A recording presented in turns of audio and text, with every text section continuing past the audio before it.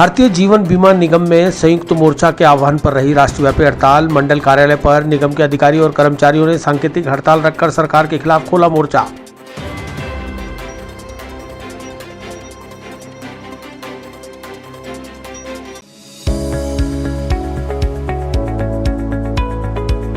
नमस्कार दोस्तों, मैं doctor Suresh Jaisinghani, consultant physician, Shubham hospital Vaishali Nagar से बात कर रहा हूँ। दोस्तों 96 में JLN मेडिकल कॉलेज से MD करने के बाद मैंने अपना ये संस्थान प्रारंभ किया था। तब से विगत 25 सालों से हम लोग लगातार जनता की सेवा कर रहे हैं। हमारे यहाँ अन्य बीमारियों के अतिरिक्त डायबिटीज़, थायराइड और गठिया रोग की विशेष जाँच और परामर्श की सुविधा उपलब्ध है। अगर आप इन किसी भी बीमारियों से ग्रसित हैं तो आप हमसे परामर्श ले सकते हैं। धन्यवाद।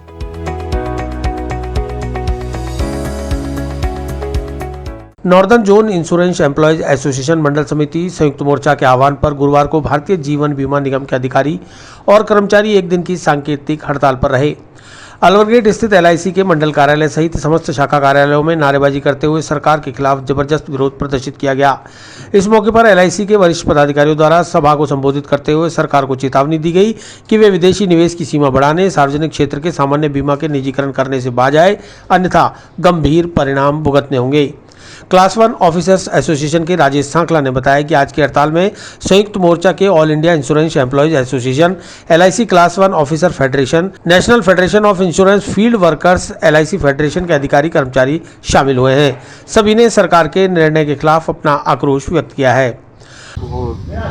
आज अखिल भारतीय स्तर पे हमारे क्लास 1, क्लास 2 और क्लास 3 सभी साथियों का एक जो अलग अलग संगठन है मिलकर एक जॉइंट फ्रंट बनाया हुआ है। उस जॉइंट फ्रंट ने मिलकर आज की एक सांकेतिक हड़ताल का आह्वान किया है। उस आह्वान के तहत आज हम हमारी मुख्य 3 डिमांड्स हैं। पहली, जो भारत सरकार अपनी कुटिलतापूर्वक LIC को IPO क्षेत्र में उतार के LIC को बेचना चाह रही है, उसके विरुद्ध।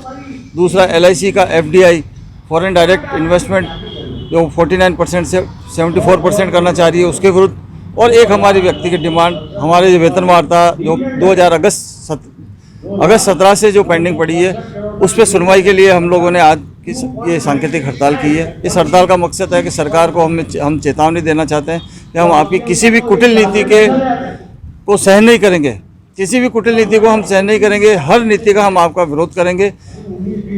हमारी जो वाजिब डिमांडें हैं उन्हें तुरंत प्रभाव से लागू किया जाए। FDI जो है उसे निरस्त किया जाए और IPO जो आप लाना चाह रहे हैं उसे तो तुरंत प्रभाव से निरस्त किया जाए। विपरीत प्रभाव पड़ेगा। LIC एक ऐसी संस्था है जो भारत सरकार को, न केवल मोदी गवर्नमेंट को, इससे पहले वाली भी गवर्नमेंट को, जब से भारत आज़ाद हुआ तब से लेके और जब से LIC बनी तब से भारत सरकार को जब जब आर्थिक आवश्यकता पड़ी है, LIC ने ऑन डिमांड मांगने के साथ पैसा दिया है। सरकार के पास पैसा हो या नहीं हो, सरकार को रिजर्व बैंक से भी लेने में सरकार को हाथ जोड़ने पड़े हैं, लेकिन LIC को कहने के साथ LIC ने भारत सरकार की हर योजना में पैसा लगाया, भारत सरकार की साख को बचाया है।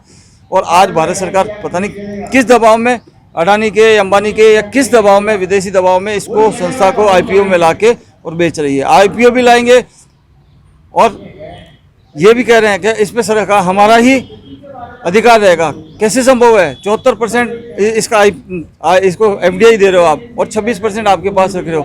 जब 74% वाला 26% को मालिक कैसे रहने देगा? इसलिए सरकार जो कह रही है कथनी और करनी बिल्कुल अलग रख रही है। हमारा इसी बात को लेकर विरोध है और ये विरोध अनवरत, अगर सरकार ने आज के हड़ताल के बाद इस पर कोई एक्शन नहीं लिया, सुधार नहीं किया, अपने लागू किए गए रूल्स को वापस विड्रॉ नहीं किया, तो ये हमें जारी रखना पड़ेगा। आज जो हमने स्ट्राइक की है उसको करने के लिए सरकार ने हमें मजबूर किया है। हमने सरकार को पूर्ण मौके दिए। हमने 3 तारीख को, 8 तारीख को, 15 तारीख को डेमोन्स्ट्रेशंस करके, लंच पीरियड में डेमोन्स्ट्रेशन करके सरकार को ये संकेत दे दिया कि हम आपकी इन नीतियों को पसंद नहीं करते हैं और आप इन्हें वापस बैक कर लीजिए, ले लीजिए। लेकिन सरकार ने इस और नहीं सुना। आज 43 महीने पूर्ण होने को है, लेकिन हमारी जो सैलरी इंक्रीजमेंट वाला मामला है, जिसे वेज सेटलमेंट कहा जाता है, वो भी पेंडिंग पड़ा हुआ है। आप अंदाजा लगा सकते हैं कि ये सरकार किस प्रकार की सोच रखती है। ऐसी सोच के साथ अगर हमने संघर्ष नहीं किया तो जीना मुश्किल हो जाएगा। हमें इस संघर्ष को आगे जारी रखना है और आगे हमारा जो जॉइंट फ्रंट डिसाइड करेगा वो हम उसे फॉलो करेंगे। अब वो डिसीजन चाहे ये इंडेफिनेट स्ट्राइक का आए या कैसा भी आए। Northern zone insurance employees association के सचिव सुनीत पुट्टी ने बताया कि लंबित वेतन मांग पत्र, विदेशी निवेश की सीमा बढ़ाने और सार्वजनिक क्षेत्र के सामान्य बीमा के निजीकरण के विरोध में राष्ट्रव्यापी हड़ताल रखकर सरकार को चिताया गया है। अगस्त 2017 से वेतन मांग पत्र लंबित है। केंद्र सरकार निगम को शेयर बाजार में सूचीबद्ध कर IPO लाने की तैयारी में है। बीमा उद्योग में विदेशी निवेश 49 से बढ़ाकर 74% कर दिया गया है। बैंक में सार्वजनिक उपक्रमों के निजीकरण करने की तैयारी सरकार कर रही है, जिससे अधिकारी और कर्मचारियों में रोष व्याप्त है। यदि सरकार ने संयुक्त मोर्चा की मांग पर गौर नहीं किया तो भविष्य में मोर्चा कड़े कदम भी उठा सकता है। क्या चल रहा है धरने को? जैसा कि देश की जनता जानती है कि भारत सरकार की वित्त मंत्री श्रीमती सीतारमण ने बजट पेश करते हुए ये प्रस्ताव रखे थे और घोषणा की है कि सरकार LIC को सूचीबद्ध शेयर मार्केट में सूचीबद्ध कर उसका IPO लाएगी।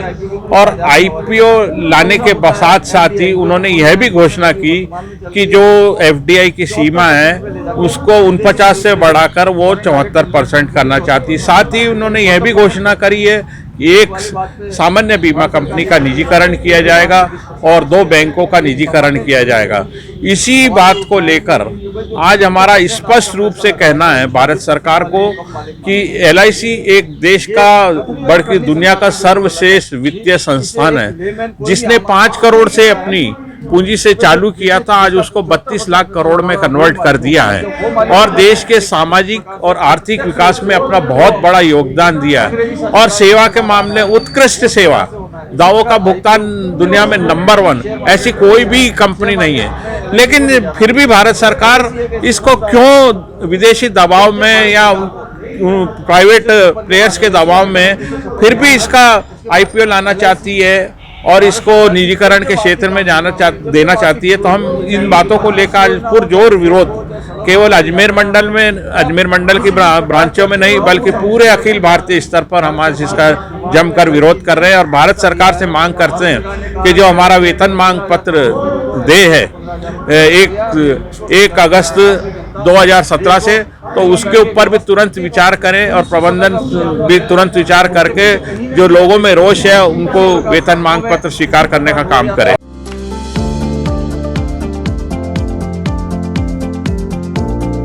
Mohan watch and mobile Ajmer शहर में 4 प्रतिष्ठान, आपकी अपनी मोबाइल की दुकान। हेलो एवरीवन, मैं मोहन वॉच एंड मोबाइल पे आपका सभी का स्वागत करता हूँ। मेरी अजमेर में 4 दुकानें हैं, आप कहीं पे भी जाइए आपको सभी जगह सेवा भरपूर मिलेगी। आ जाइए मोहन वॉच एंड मोबाइल पे, आपकी अपनी दुकान,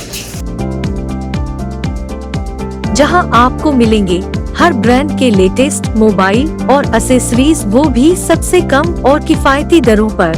मोहन वॉच एंड मोबाइल, कचहरी रोड, नसीराबाद रोड, वैशाली नगर और स्टेशन रोड, अजमेर।